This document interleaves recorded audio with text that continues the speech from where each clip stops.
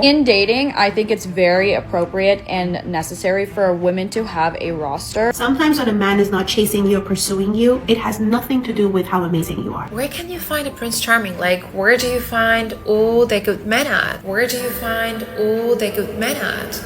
Women created this mess the dating world is in. Now they're asking, where are good men? Can someone tell me what is going on with men? What is happening? My hot take is that men shouldn't be allowed to sit. The days of men having basic manners are totally out the window. Nowadays, if a man opens a door for you, people automatically assume you're dating. Men should always pick. It's hard for women to understand this, but men don't owe any of them chivalry. Kindly subscribe to the channel, as it further supports us in our work. Thank you. What y'all men need to realize is that I don't have to bring nothing to the table but myself. You have to bring everything to the fucking table. I don't have to bring nothing but myself. So I'm fully convinced that chivalry is in fact dead. You can't convince me otherwise. Where are the guys that are opening up your doors? Where are the guys texting you first? Where are the guys putting in the effort?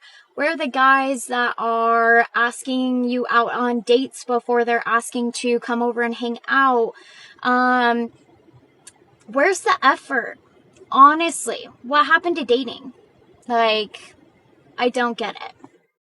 I just watched this guy stand with his hands on his hips, watching a woman struggle to lift and carry a kayak. Well, the first question that a person should be asking is, did that woman even ask for any assistance? Didn't even so much as flinch to offer any assistance, just stood there. And the second question that I really do think needs be asked is, did the person who was doing the complaining, a fellow woman here, did they even offer any assistance to their fellow woman with the kayak? Or did they just stand there and watch the whole thing happen so that they could have something to complain about? Watching. And we wonder why women would rather just do life on their own. But wait. I was certainly under the impression, at least by all of the popular narratives that we keep hearing about, that there's quite a lot of women out there that say they don't need or want anything from a man, that they can do everything all on their own. Except, of course, when it seems that they need to find something to complain about. Amazing. Many of these women complain about how men aren't assisting women with heavy lifting when they see them in public, but these women notice them struggling as well. But they don't offer support. They'd rather get on their phones and talk about how a man didn't help a woman out. And that's the double standard nobody wants to admit. If helping was truly about kindness and humanity, then it should go both ways. But instead, it becomes a one-sided expectation. Men must always help, while women are free to ignore the situation and even mock it. When a man struggles, no one points fingers at women for staying silent. Nobody says, "Why didn't you step in and help that man?" But the moment a woman struggles, suddenly the spotlight is on men, and the narrative becomes about how chivalry is dead. What this really shows is that some don't want equality. They want selective benefits. They want men to take on the heavy lifting, the protection, the sacrifices, while they get to stand on the sidelines and criticize. When men say women today don't bring anything to the table, yes, because we're too busy building our own tables. So much more rewarding. Look at how crazy I look. So, on my way back home from that open house, my tire blew. And I can change a tire. That's not the part that bothers me. I've done it a million times. I've done it a million times. It's the fact that I'm in traffic right now. I'm on the highway. There's traffic probably going, 20 miles an hour? And you're telling me no man is like, oh, look at her. Look at this girl changing her tire. Let me help her. No. Nobody stopped to help me. I had to change that tire in, what is it? I know it's not 113 degrees. That's probably just from my car sitting there. But no man is like, let me stop to help. I have a serious fucking question, and I need the answer to it right fucking now. Where the fuck are all the nerdy boys? I'm so fucking tired of the athletes. I'm so fucking tired of these boys. Where are the fucking nerds?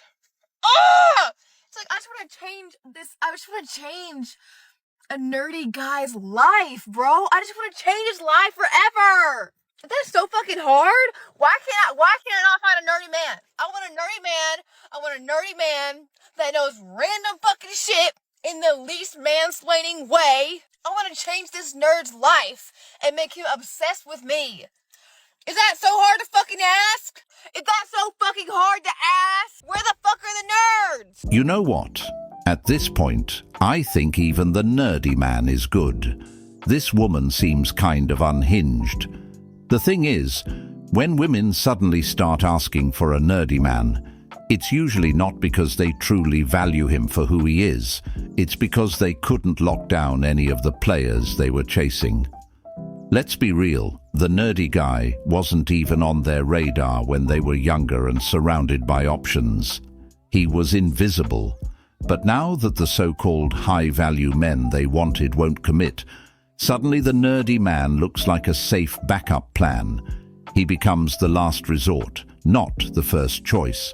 And the sad part is, many of these women approach the nerdy guy not out of genuine love or respect, but out of convenience. They think he'll tolerate their baggage, accept their past, and still give them the stability they couldn't get from the men they truly desired.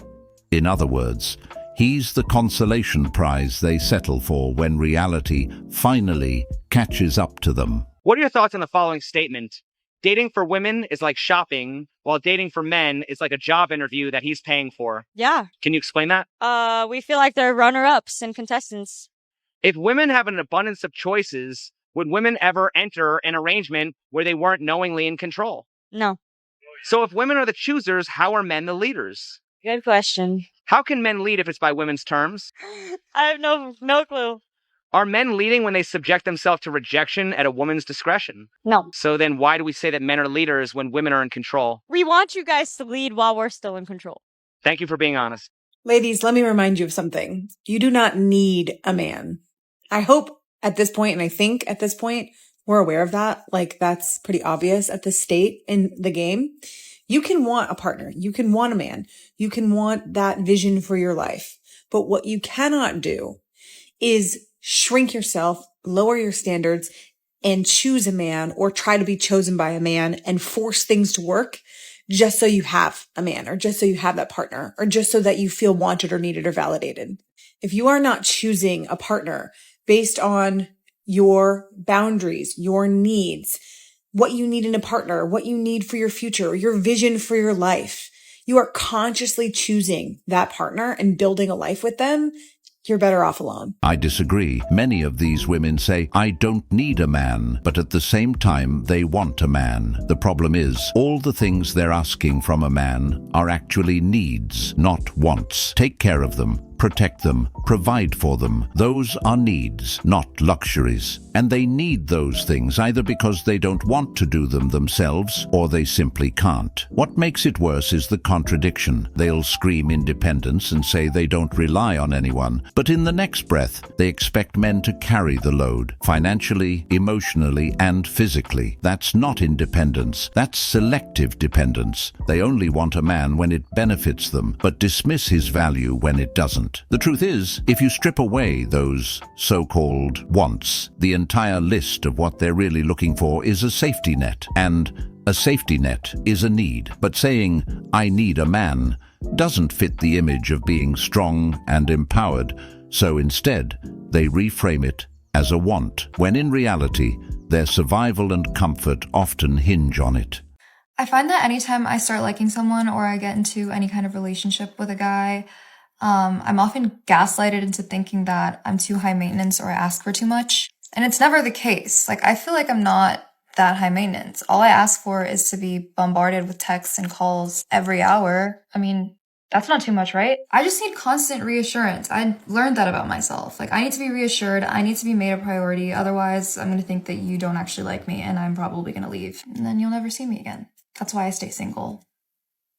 That's why I'm probably going to stay single for a very long time, because I don't think anyone will ever meet my expectations. But to be completely honest, I don't even think that this is anything but the bare minimum. And also, I don't expect anything that I can't give back. I just don't think people that are meant for me exist anymore. If somebody doesn't pay on a first date, if a guy doesn't pay on a first date, I think a lot of women don't feel safe. It feels like an insult almost that the person doesn't pay. This worries me. Based on a lot of actions from women, we're starting to see this trend. So if he pays on the first date, that automatically means he's safe to be around. It's safe to go to his house, even though you may not know this man still. The majority of men are safe, yes. They would never do anything to harm a woman. The majority. But if that's gonna be the thing that you cling to for your safety, that's easily manipulated. And there's nothing insulting about splitting a date. You guys don't know each other yet. He doesn't know you. I think if you go into dating with the mindset that you're going to be insulted by anything or offended by everything, it's going to be really hard for you to find a great person, because all these little rules mean a variety of things to different people. So it's better to ask for clarification if you're genuinely confused. A lot of men are being used when they go out on dates, so now that's why they're asking us to pay. Long term, if you have a genuine relationship with him, sure, he's going to be more than happy to buy you things here and there, take you out on dates and pay, but again, he doesn't know you. I second that opinion. A woman that says she doesn't feel safe because a man doesn't pay on the first date is just ridiculous. She says that it's insulting if the man doesn't pay, but in reality this is just entitlement. Let's be clear. Safety has nothing to do with who pulls out a credit card. If a woman truly equates a free meal with protection, then what she's really saying is that her respect for a man depends on what he can provide, not on who he actually is. That's not safety, that's a transaction. The truth is, many of these women link money with value. If a man doesn't pay, they feel disrespected. But meanwhile, they don't bring anything of equal weight to the table. They expect investment without reciprocity, benefits without effort. It's a mindset of, I showed up, now prove yourself to me. But dating isn't about auditions where men have to prove they're worthy by covering the bill. That kind of entitlement only exposes how shallow the standard really is. Can someone tell me what is going on with men? What is happening to men? They're all boys, except my fiance, because he's the most amazing man who ever walked this planet. But like, men used to be masculine, a leader, a provider. They used to want to court women, take her on dates, and just be a man. Today it's not like that. Today I feel like roles are reversed, and men these days want to be treated like the princess that they are. Men these days want to be courted by, like, men want to be taken out on dates. Do you want to get your nails done too? I just don't understand what is going on. Like, the decline of men over the past few years has just been astronomical. You know, not saying us women have shit to work on too, because we do. But can we just bring back masculine, leader, provider, just like real ass men? Just put these boys to rest? I mean, Jesus. I love when women say men used to be masculine, providers and leaders, when they're the very ones who pushed those things away when men tried to do them. Men used to step up naturally in those roles, but modern culture shamed it. Women said they didn't want a man controlling them, or they didn't need a man telling them what to do. Providing was painted as oppression, masculinity was called toxic, and leadership was labeled domination. Little by little, men got the message: step back, tone it down, let women lead. Now those same women are looking around wondering, where did all the strong men go? The irony is, the men are still here. They were just taught that if they show those qualities, they'll be attacked or rejected. So, men adjusted.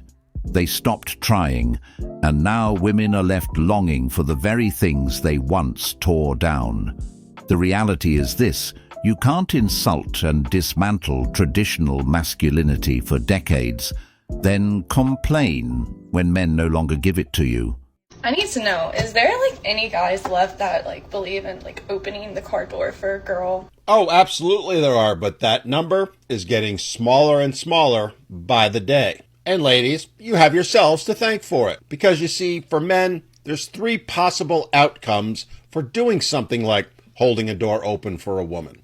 To be sure, there's a small group of women that will actually appreciate it. But it's far more likely these days that it's going to be either option 2 or 3. that's going to happen. Option 2 being, at best, she's going to call him sexist or a misogynist for daring to open the door. Or she might file a false allegation against him because she assumes his doing so is a form of harassment. And then there's option 3, where she may not say something like that, but she'll see it as a sign of weakness and either dump him or try and take advantage of him for being so chivalrous. Which is why men now are opting for choice number 4, which is to do nothing. It's actually the safest and best option. And I guess there is a choice 5 now, which is men who have entered their soft guy era and are expecting women to hold the door for them. Being there for her, supporting her, being loyal. Is there any guys that can be loyal anymore? Again, there's plenty of them, but here's the problem. Those loyal guys have gotten burned time and time again. These men have figured out that she doesn't view him as Mr. Right, she views him as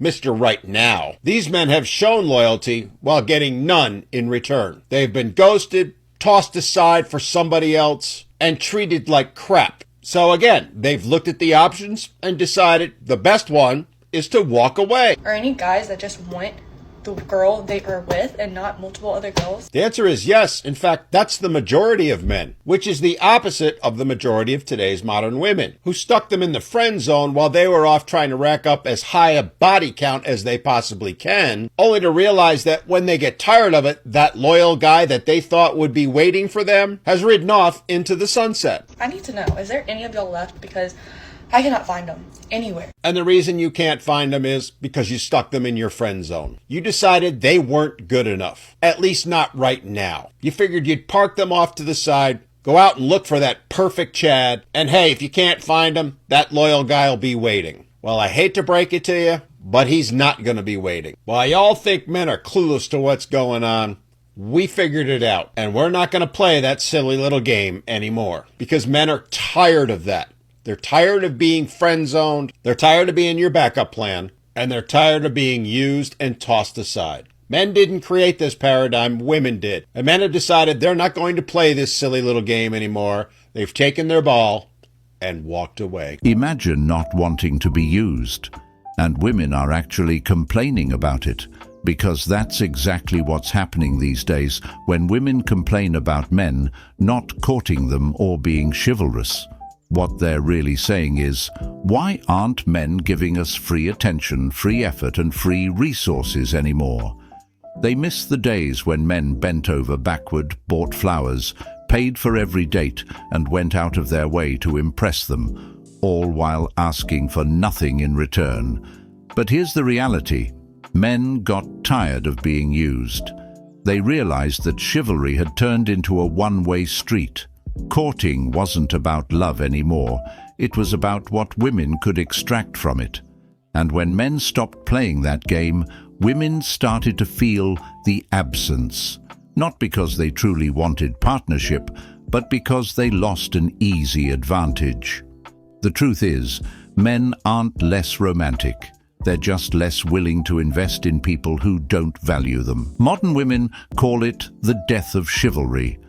But what it really is the death of men being exploited under the disguise of romance.